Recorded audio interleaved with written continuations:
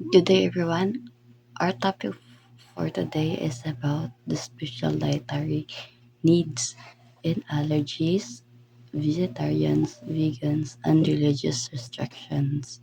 So, we have four special dietary needs, no? So, napod may four ka reporters, ani, upat may kabuk magbahay ni ani.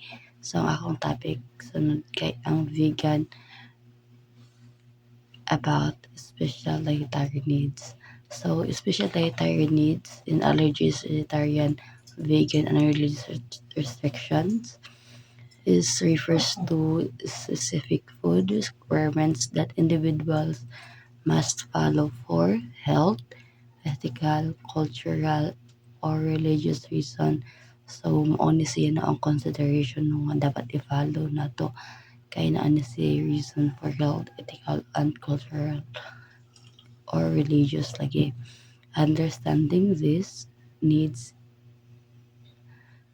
is important to promote safety, respect, and inclusivity in meal planning and food preparation. So, dapat dun masabtan natin ni maayo ning special dietary needs, no, kay para ma-promote nato ang respect o safety sa mga tao ang mukaon, diba?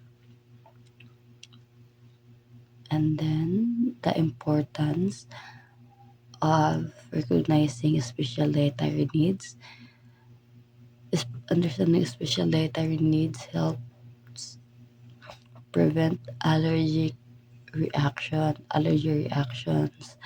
supports health and nutrition, respect personal and religious beliefs, and ensures that everyone can safely enjoy meals.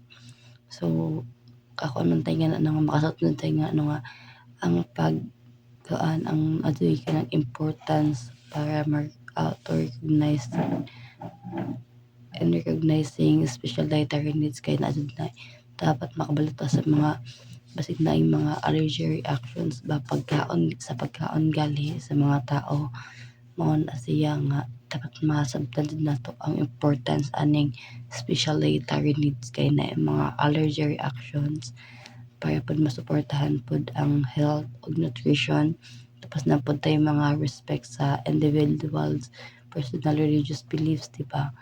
Mga personal nga mga tinuohan or mga religious nga tinuohan lagi sa pagkaon and then para pod ma-ensure nato ang everyone nga makakuan gali ma-enjoy ang ilang pagkaon nga walay feel gali nila nga kakulba kay what if mukaon sila nga anya kay allergy di sila, di ba? So para makaiwas tayong ana. And then it also improves communication between food handlers, students, customers, and health professionals, creating a safe and welcoming environment. So, ang akong topic is about the vegan.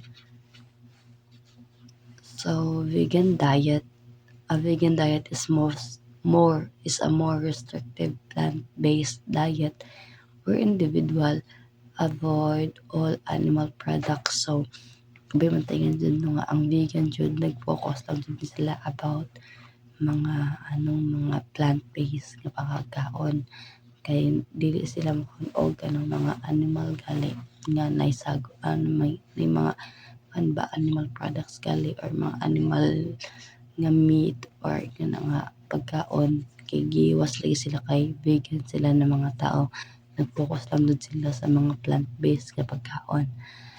Vegan do not eat meat, fish, dairy, or honey. Kay lagi kana sila mga pagkaon is gikan sa mga animals.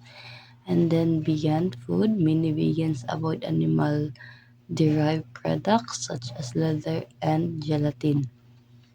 This diet requires careful planning to meet nutritional needs. So, kuan pud no na pud ni siya kanang kuan gali kanang careful planning ba dapat nakaplano na siya kung mag vegan ka kay kuan man dapat kabalo ka sa mga nutritions kay dili man as in tanan nutrition makita nimo sa kuan lagi sa kuan, 'di ba, sa plants kay naa pod jud na mostly sa mga kuan, mga meat or sa mga sa mga animal based nga pagkaon, 'di ba, sa animal products.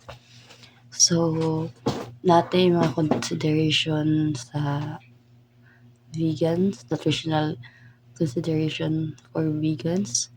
Vegans must pay attention to nutrients commonly found in animal products, 'di ba? Such as vitamin B12.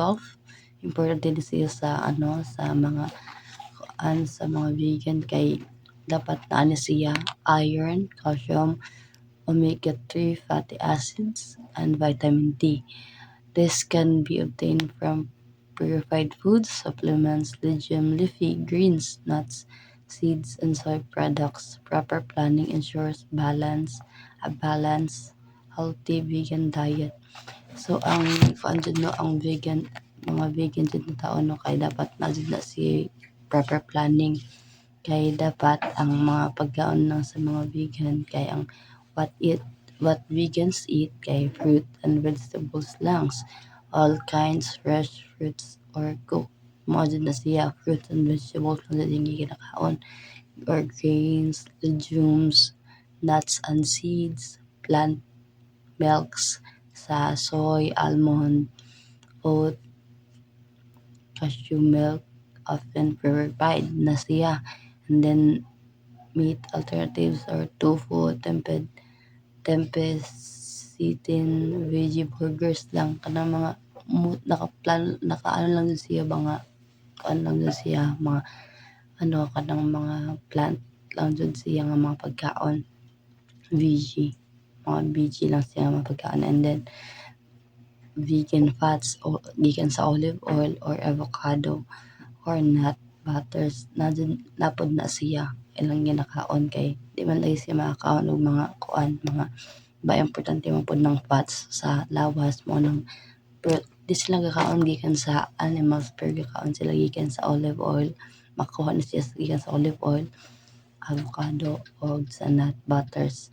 And then ang gina-avoidan jud, di ba, sa mga vegans is meat, kabalo naman tayo nga na dairy like milk, cheese, yogurt, butter, og eggs. Normal kay ang egg kay ikan man siya sa animal, kabalo man tayo nga na, di ba? So sunod kay muna siya ang mga mga kanang mao to ganin ang importante pud nga mga kuan lagi mga kanang nutrients ba nga dapat kuhanon sa isa ka vegan kay katong B12, iron, calcium, the protein dapat naa jud to siya suyod sa isa ka vegan nga tao kay importante man to siya kay kuan kanang dapat nakaplano jud to siya kay di man to siya makuha jud kay wala man siya di man siya makaon og mga meat, so dapat makaon siya og ingato nga mga pagkaon kay para makakuha siya ingato nga mga nutrients, diba? So ang nasa dato ang vegan is dapat as kanang kuan dapat nakaplano jud siya naka kuan jud siya nga sakto sa siya nga plano kung mag-vegan ka kay dapat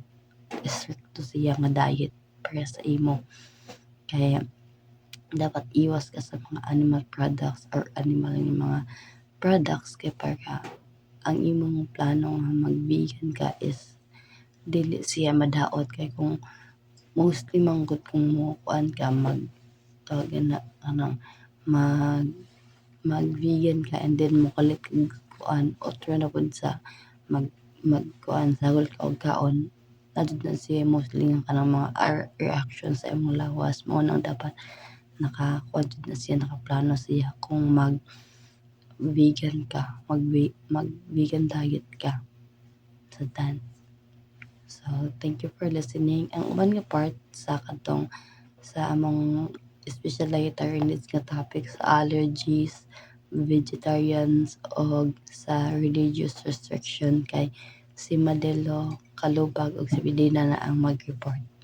So thank you for listening.